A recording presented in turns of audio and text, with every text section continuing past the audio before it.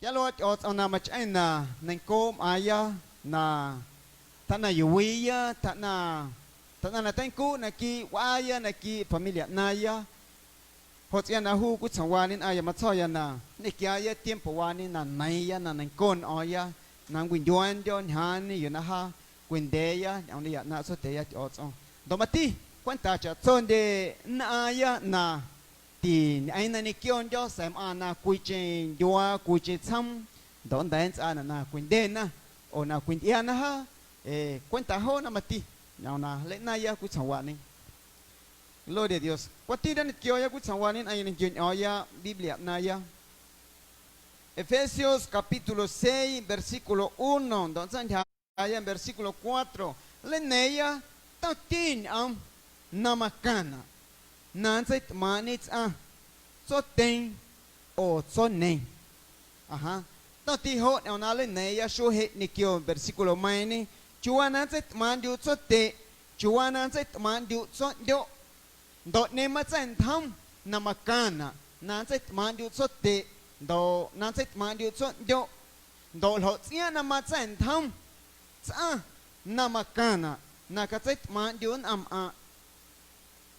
a mati makana na liuya lo na hans ana shena ti chen te lo na ma chen thang ti o chang ho na hu ku chawanin aya nen kia yan awani ndeya na kuleshkoya tema wani ku chang sho he man thia na man den yo man yuya versículo wani sa cha ma cha yan te yon aya cuentan ana tikin ein yon don ana na quintiana o quindena cha na ho mati ka liu na hot nia na nei na makana nan sai ma ni cha cho ten don sai ma ni cho nei chuan cha mati nan sai ma ni cho ten anati kui kya nan gue ta makana na không khe kyo na kwa ni kyo cho ten ati kui kya nan gue na makana nan sai na lia na chuan cha nan sai ma ni na chuan cha nan sai ma ni ta tiempo nam aya he na tại nan wa ku chi na ma we na ta ting we ta let ma ha do wa ku chi na ta ting we na let ma do cha ton den ana ku la liu lo te o lon de sa kya nan we mai cuenta ku ana ma shuai we mai na toi shuai na sa ha ma cho yan da yon aya chi nan ang we na ku thong kho nam sonido nam nong nan cha nan sai ndu na he ma sai ma ni so te o son de na kina le na ya versículo mai ne liu yan aya lo na ho na makana nan sai ma ndu so te o lo na ho makana nan sa na mona na ma sai ma ndu so ndu lo de Dios le na ya le wani ne kyo sho so te ya o do na Jesucristo do Espíritu Santo Matzona loani versículo 1 Oyo kanchu Oyo na dan don ten ananda o cha shenal uets au ta Jesucristo Eloa he matiu yana versículo 2 Kanhon oyo lai na de na matzen tham chiu luets au nal aya Matzona loani kande yon aya katsit man du tsutte nei tsot do lo ma chol hai na de na sen thau o cho o na tia o cho katsit man du kwa cha na de katsit man du tsutte dai ho he nei tsot do versículo 3 Matzona cha na ang na nen ko do yong wan do nong chau nang gue ta ti la ti lai na le na yan aya ku chawani ma thon ta an de yan aya yu na man yu ya lai wani kan de yan na sa matin ang mai ni tema mai ni makana kalet o yan na an aya then ang chin na ti ta na o ti kin de lai mai ni enaki ku chawani aya lo on an ske yan awani lo on an liu ya lo ya na tiyan anam ana na waw ana hotsia na tiki kien den nam ana chua ku he na kan de yo lai wa ni maka na nang au yanan dan don ten ananda ocha shinal oets au ta Jesus Cristo au nan de ke ya kwenta loat oets au ni hun aya loat oets au ta Jesus Cristo inchi loat oets au ha inchi loat oets au inchi loat oets au kuits ana ma kiats loat oets ta Jesus Cristo hay mat yêu na loa makana nan nang out nan janing não so tem não so nem loa makana loa oets au ta Jesus Cristo não na matsona na au nan jandu não da hon au na ni katsona kena matsona au nan jandu han sa kendu au nan som de yo kan chuna ta na tiempo nam aya na he kia na luin au na ha yu ka cho kuil ana makana na ha sa ndi na na chao no chen ne sa aya manan ui we shai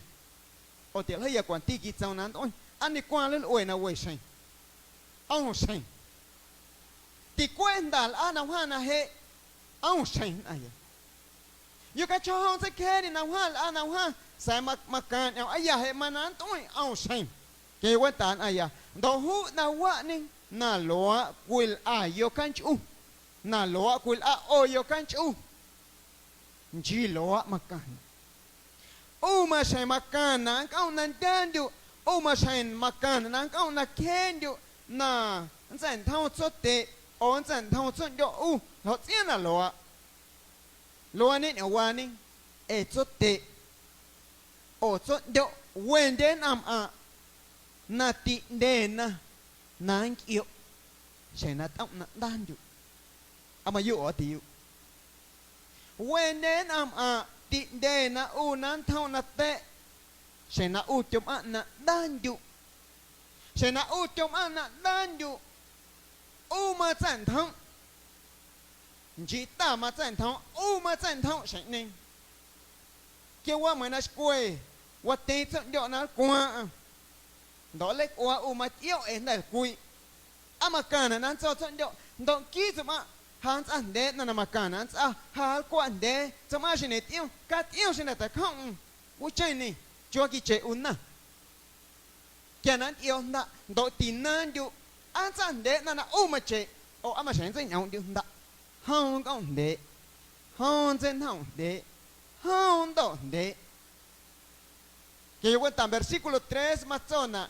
cha nang ông na nang cô ông do yong quan do nông châu nang quê cả thấy yo quan tán à họ nghe na hon nằm châu nang quê quan đi đàn na can chun de nan yuan de tỷ lệ kiên de na do tỷ lệ ông na ya na tỷ nang con ông na ma na có lẽ nói hơn họ nghe lấy qua mặt châu na ông ông nal aya kuina ho nal oets au nal aya ho na kaset ma dio chote nei chot do cha nang au na ning kot au do yong quan do yu akanyo loe aso nang goi wa nin aya ho chen ha ni ka mo ya versículo mai ni cha na hon na kui no na wa ni an anam ana ki an anan juan de yol ku nan nam na ting au na win na ting au na tin con au na ting au na ni kitchen akola lion de na ting au na ni kitchen nim dia na kintana sai au na ni con au na cha nan deng au na ni con au na ho na wa ni makana na nan aya nang au na ma set ma ni chote do na ma set ma ni chonne versículo 3 ma chon de yuna cha nang ông na nang cô do yo quan độ an aya kia hồ này cắt zona he se na hon anam cho nang wani tilet ma de na chot de na tilet ma de na chon de na ti tua de ke nan da nam ho nan thau nan aya awa nan thau na tha na lon thau na Efesios capítulo 6 versículo 3 y una matzona cha nang ông na nang cô luat ang nande nang kau na nang coach ang luat ni ka zona ta na yu wi na ya ta thằng nàng địa này kêuว่าที่ชอบใช้ท่อนั้นกว่าจะเจ้านั้นวันโตนั่นก็เอาวิจิตรนั้นได้เว้นมาจน versículo 3จะนายโยงวันโตโน้ตเท่านั้นกว่าวันนี้เกี่ยวหอดยันอายะมันท่อนแต่อยู่น่าให้มันน่าแต่กุยลุยโน้ตเท่านั้นกว่านำอายะนำไม่ชอบตีเล็กเกียนเด่นไม่ชอบตีเล็กเกียนเด่นดานล้วนนั่นกุยอ่านล้วนนั่นกุยอ่านดานตีนี่ตัวนี่เคนนะโน้ตสดเด่นนะตีนี่ตัวนี่เคนนะโน้ตสดเด่นนะหอดยันน่ะตีในก้นเอานำอ่านนะเพราะเจ้าหน้าที่โยมนะมาคุยเว้นนะอูจัสอันยัวโดอูจัสกุนยัวโดอูอยู่กับโชนัดทองเย็นหัวจูแต่เยซูคริสต์นั้นเดโดตัดออสเอาโดมาตีฮะลูกเอาอย่างน่ะอูเกียนอยู่ลูกเอาอย่างน่ะอูเกียนอยู่สกุลลูกเอาอย่างน่ะอูเกียนอยู่ซึ่งโอเลยจูกุโลนอายาทาสุลฮะลูกเอ้ยนะอูเกียนอยู่ลูกเอ้ยนะอูวันโตนอชนังกัววานี่นั่นเองก็เอาโดยองวันโตยิ่งยิ่งเท่าจูนมากันนะนางก็เหนียวเอาที่เอาว่ากูจะเอาแต่สุดนี่เกี่ยวกับ versículo 3มาอยู่นมาจนนะจากนั้นเอานั่นเองก็เอาโดยองวันโตนอชนังกัววามาใจนอหลอนั่นจ้านะเช่นนะอูติคุณดิวเคนอชดเตะโดนอชดเดียวมาใจนอหลอนั่นจ้านะกว่าที่เดียวโอ้ยอ๋อยนันดายะกุยน่านั่นน่ะลัวไม่จะทำอยู่นั่งกุยนะอยู่นั่งนอนเด่นนะเขาหน้าเชนเตียนกุยอ่านนั่นมาเฮ็ดเดี๋ยวเตรียมปนำอายะเนียมตานต่อเนียมแดนต่อเนียมนองในยานจะกดอันนั้นชานิอันนั้นอุดจะนำมาเชนนะเฮ้ก็เลยหน่อยยันอายะนักกี้จะโซ่นำไม่โซ่เดียวที่ลอยเอาหน้าลัวอังวันโตโซ่เตะที่ลอยเอาหน้าลัวอังวันโตสายอุมาเชว่าดีนี่เกี่ยวนั่นไทยนำมาเชกันดีสโกให้นัดออสมาจนนะตีนั่นก็สองวันโตใช่นะอู้โหตีใส่มาดูสดเตะตีใส่มาดูสดโยเขาจะน่าหานักกี้โชว์เฮกยังไม่วานนี่เช่ายากุยเอานามาการนะอู้สโกนั่นซะนั่นอยู่อันอยู่นักชนอยู่นักสัสนักสัสกูก็จะติ้วชัวมาการนะอู้วันโตนั่นสดโยจะใช่นามาจันทำแต่เยซูคริสต์จะใช่นามาจันทำแต่ออสเอาให้นั่นเดนัดกินไอ้เช่นนั้นโอ้จะกันได้หลอนั่นนัดออสเอาโอ้ยเอาแก่โหนั่นก็เอาวันโตดอลเกียนอยู่แค่ในคนเล่นในlibro Salmos capítulo 90 10 11อยู่ในมาจอนนะยิ่งเห็นทอยันเดนอันชงกีเน่งเกียนอันดูยาอัลเกียนย้อนนำเท่านั้นกว่าวานใส่โหใช่นะลัดมาเดียวลดเดียล้นเดียจานะโหยิงทอยาจุไม่เขาจะน่าหันเอาในเนี่ยจะต้องอัดเอาสโกนักกี้กุศวานี่แกไม่วานี่กันนี่น่ามาจะในเอาสารเอาสติกันนี่น่ามาจะในเอาสารเอาสโยอุณจะสกูกันนี่น่ามาจะในเอาวิเอาสกูเอาตีกวดเอาหน้าโคสโยน่าเห็นได้เย็นนี่ก็จะควันตากันที่น่าลัวมาเจอุตินั่นก็เอาเทียมปนังวันโตสนังกว่าวานโดยที่ยองวันโตนั่นอยากที่แกน่าจะเตะโอแกน่าจะโยนั่นจะทำก็จะเข่งอยู่สกุลนักข้อ libro Colosenses capítulo 3 versículo 20ก็เลยน่าจะคุย versículo โชจากนั้นเอียจัวมาโซนอยู่ที่นี่คุย versículo นามาโมนะยังไม่นี่ versículo 20มาโซนอะไรนี่อันนั้นดิมอาลดเตะอยู่กัลอาโยจะโซลโหนั้นล้วนนั่นเตะอยู่ล้วนล้วนเอานี่หุ่นอะไรล้วนเอาจริงดีล้วนล้วนเอาตาเยซูคริสต์ versículo 20 oh nandim lotte yo kal ayo chatzol ho nan luen nan de yo loal loet ang ne ku jindi loet ang kuluya ta Jesús Cristo aya ta Jesús Cristo loet ang chatzol ho nan so te chatzol ho nan san thau so do u katsa huna ti di ko na hu so te han dai ning king nó ôn đàn đang nhìn ông chú ông nhìn ông chọn để chú nằm mà chạy quá nằm mà thành kinh điệu đó mình đi điệu này sai anh đại mà quật quá na chả na uống nhìn thạ cạn đi nằm mà chạy na quá cái chân đá điều nan đang đi cho tệ nan đang đi cho nhớ trên là sang school cha na hội ở ông ở ta Jesus Christ na lúa lúa ông nan điều nan này nan sẽ quan hộ na chúa chủ nó cho nó quay qua này nan đi mà cho tệ cái cha họ nan chân thao cái cha như nào lúa ông cái cha cho sai quýt na mà yêu mà cần nan chân đi không chỉ na lui điều quýt na ya chế cổ quỵ không mà quỵ quanh tàn ya cho na anh nào anh sẽ kia anh mày cho tận na anh đây cho na anh tỉnh đây ta nông trên đây trên na tên nào vậy na đen đã tiêu trên na tên nào quỵ thọ sản đen đã tiêu gan áo na thế nhau cho tệ họ nào mà trồng họ sôi nè họ nào mà cho tệ cái nào mà nia na đại tổ đã tiêu đại sẽ nó gan áo đã tiêu họ na sẽ cho tệ nên điều sôi nè đau điều sẽ na thế nhau đã tiêu quá chỉ tao đã tiêu nó gan áo sẽ này cái chôn điều gan áo na cái họ cho tệ điều đau cho tệ ta có tên đó chung chỉ ta tiêu sao cho nó hút sôi này cho tệ đó cho nhọn đề na thà na kinta chúa quan mà quay quan ta anh đi qua quan tổ là hệ kia hộ chết yếu họ tiếc là hệ nó này tan độ sao mà chân này school mà chân này thì quay sao họ nào mà chơi cho tệ họ nào mà chơi cho đâu na ta là cái nhau na ta lên đèn tôi cà tia quá na ta lên đèn tôi pa lá quá na ta này họ tiếc là qua mang cọ không thì cái nhau sao kia là tao này thì nụ cho tệ họ na ăn anh điều quá trong con họ na sa cho tệ anh được tiempo na tên nông na mà can na hắn sa quên na đó thì nụ họ na sa cho tệ tay này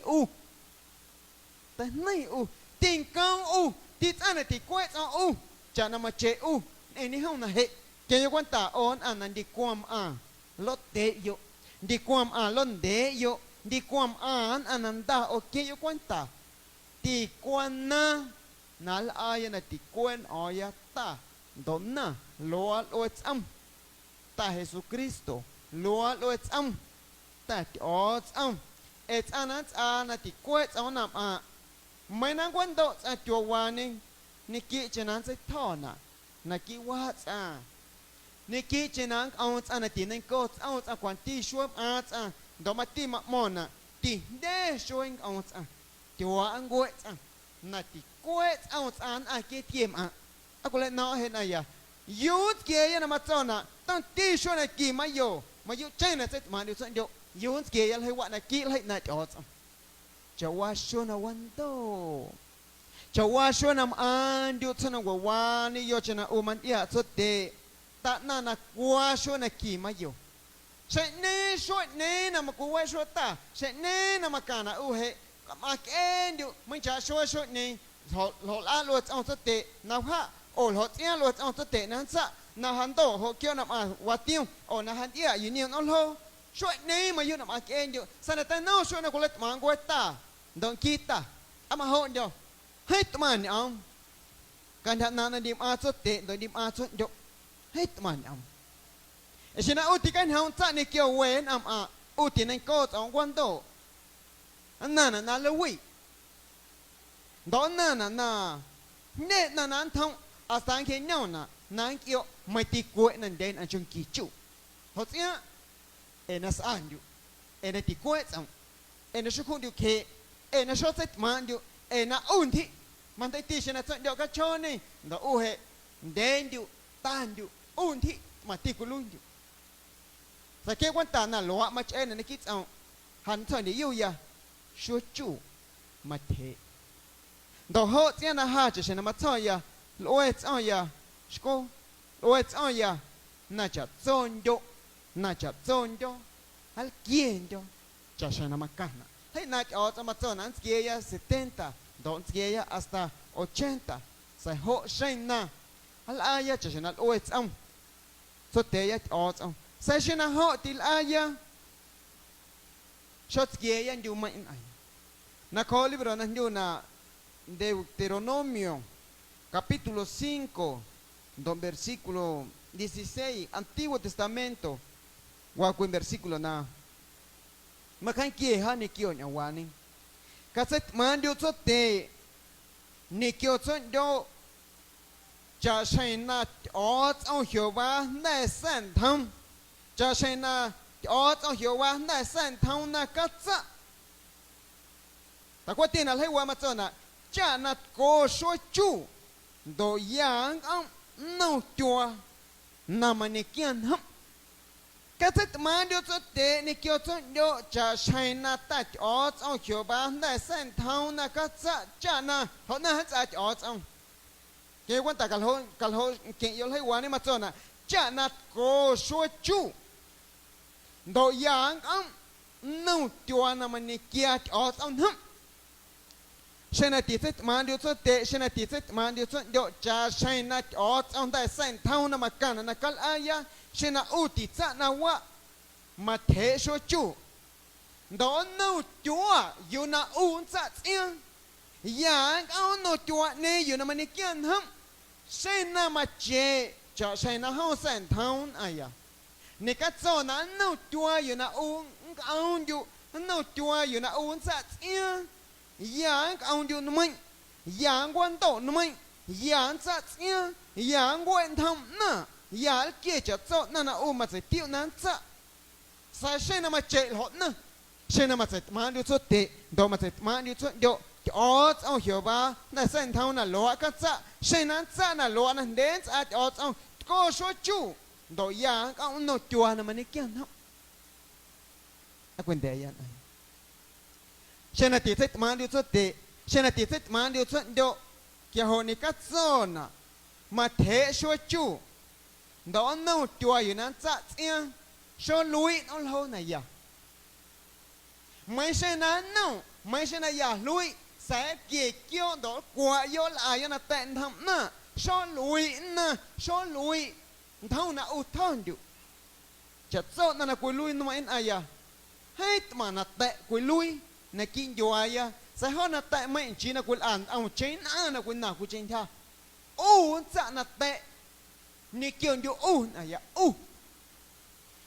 nè ya nè lại nấu cho tệ lại nấu cho điều, mà ti tiempo nằm ai ya he, kêu quên lại quên đến anh thâu nè chắc ăn doa, nè kêu chắc quên doa, anh lại đa đến này, ông quên lôi nè ha hồ, anh thâu chắc ăn doa hồ ha. Ni kon ya ulu skuya. Mati sa sku mati hen so ama luha masatiu ha mati ham ona mati ya ona mati ya sa chul ayo he do so te do so nya ha he alen da den an yo san da ni sa an yo san da ni skun yo chual ana an thi chual aya kaya la ni ti huan na ni ti liu na ni shena na tha na sa sa noi man no so te man oi yu ma na when de shu ta thon du Shana tasku unoi man no so do man oi yu tha na when de shu ta thon du đó ô sẽ thâu đi này kêu cô chỉ ya tha na tha thì hoa na tha na yêu tha ao trên hông na ta lại nấu cho thế đó họ sẽ là hàm thaoอย่างแต่yêu nhau qua nên ai ya nhau na qua nang ao sát nhau nang ao scoot hàm thaoอย่างแต่yêu mày cho tịch cơn nó lại nấu ra cái kia na nhau quá mày cho tì sáng khuê nó lại nấu ra cái kia na nhau quá sa skun vua đó sa sản vua câu nào đó xong ô sa skun vua kia nan sen này quý cha mà cho han này còn ya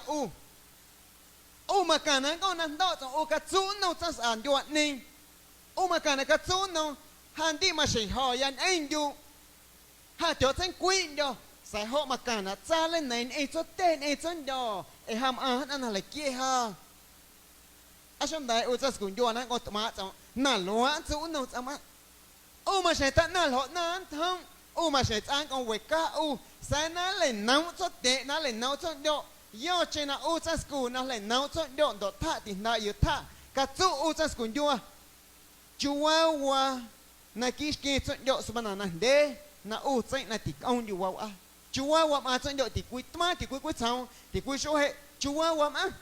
nhau quá thì cả nó lại nói ai chết ye ha mà cả nó lại đàn cho ô sa scon cho kia nằm ai quyết anh này khăn ao sa u nó thấy tồn đắc yêu thì khát anh em chịu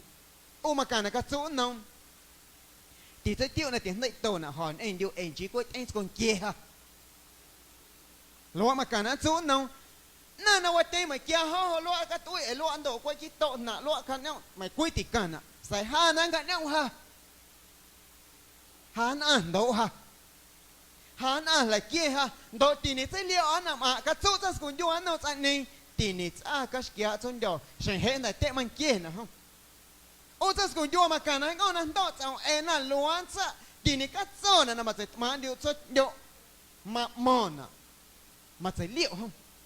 nào quan điểm na na ông ăn được cả na ha chặt zone đó mà sẽ loam ai ya đó mà tin chỉ quét ăn kia là loam ai ya na quét ăn ông scout quét ăn ông sa chỉ quét ăn kia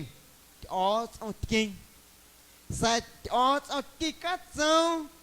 kia là ông này mà này ông ăn được cả yo cái là nấu yo lớn để yo lớn tệ yo chỉ loam ní mà yo mà zone na đi ăn số tệ số này kia là này to công chẳng sẽ thâu nên kiểu nhau hộ sai chỉ là hát lên nông hu na chùa nan to này na cú ấy chủ chặt sốt na mà cản na lui chẳng là quần hồ này à bendición na ở ông là co familia na sai anh mà sẽ liệu hệ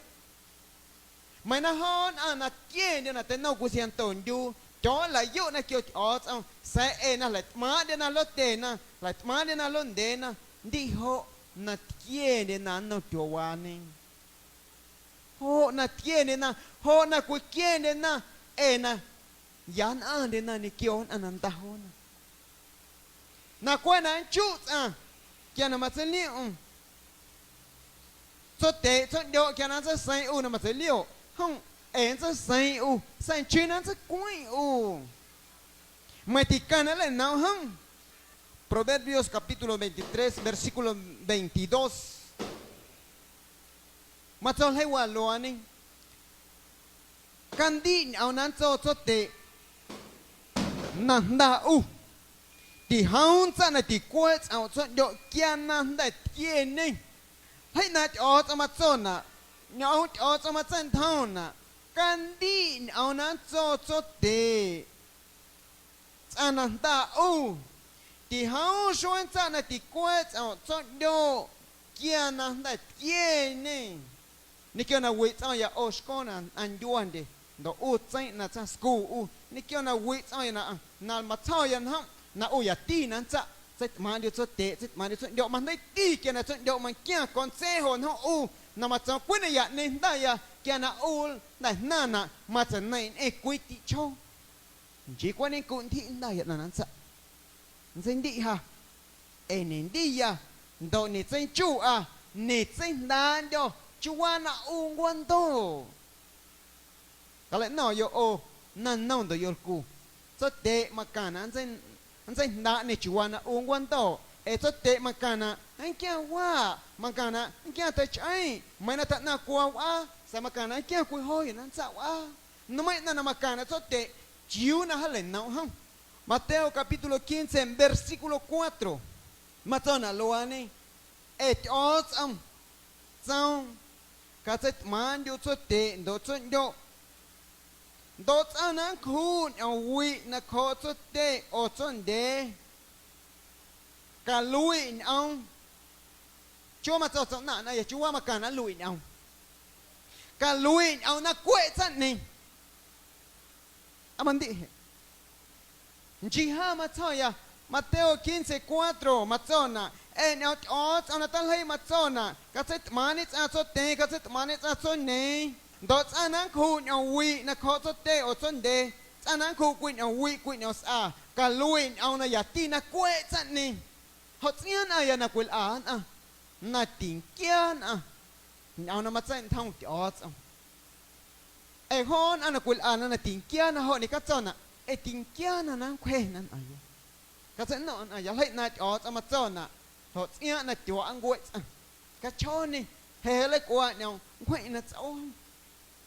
thấy nãy ở cho mà cho na ăn na tít chết mà ni cho tê ở ăn na mà hụt nhiều vị na khó cho tê ở chân đế mà ya tê na cả lùi đeo na cuội chân ni.